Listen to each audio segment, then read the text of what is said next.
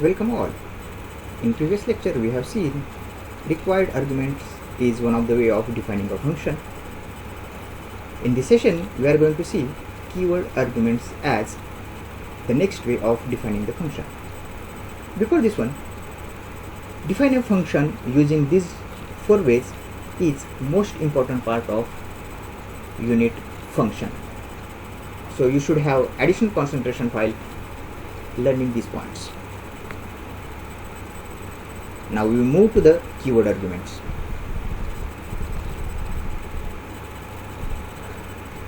In the keyword arguments, the order or position of arguments can be changed.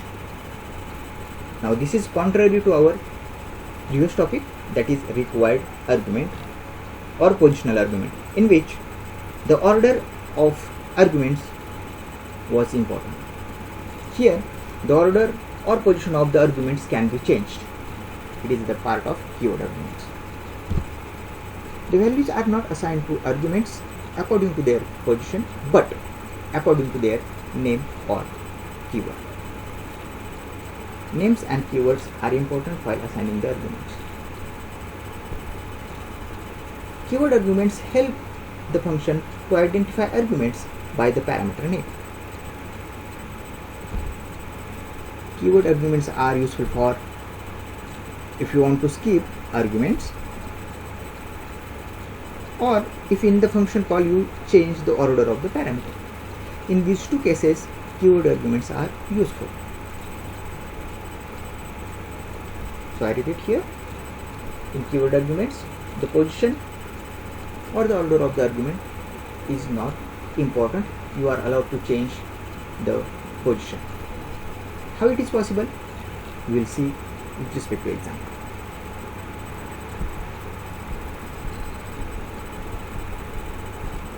We have defined one function here. The name of the function is display values. It accepts three arguments: int number 1, float number 2 and str1. These are the three arguments. Now why these three arguments are called as the keyword arguments? Have a look of this program. Now we move to the editor. We have seen these three are keyword arguments. Now why they are keyword arguments? So function definition and their function call. Observe the change here. While passing the arguments, we use here keyword or the name of arguments. Observe, str1 is one of the name of the argument, int number 1 is name of another argument, and float number 2 is the name of third argument or say parameter.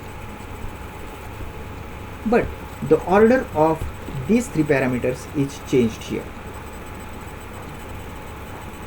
Why it is allowed to change the order? Because we are mentioning the name of the argument itself here at the time of call. In case of previous program, we have just passed the variables, we have just passed the arguments, we have not passed the values to them. At this moment we are passing not only variables but also the values. This is the difference between positional arguments and keyword arguments. Whenever we execute this program, the program execution will start at line number 9 and then control will be transferred to line number 4 as it is the start of the function definition. Before going to the execution, what will happen?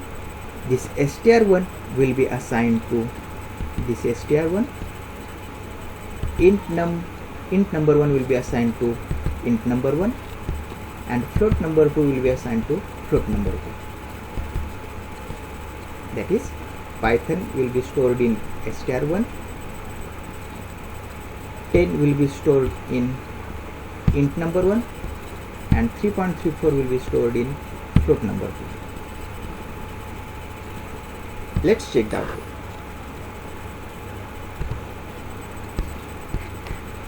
Yes, we got the output as expected. The integer value is 10, the float value is 3.34, and the string value is str1, that is Python. So this is the body of function display values. It has 3 print statements in which we are displaying the values of keyword arguments. Right? This is how we can make use of keyword arguments, by means of using its names, using its keywords in function call. The order of the keyword arguments can be changed. You can pass values in any order. There is no match required between the order of arguments when passed and the order of arguments when accepted.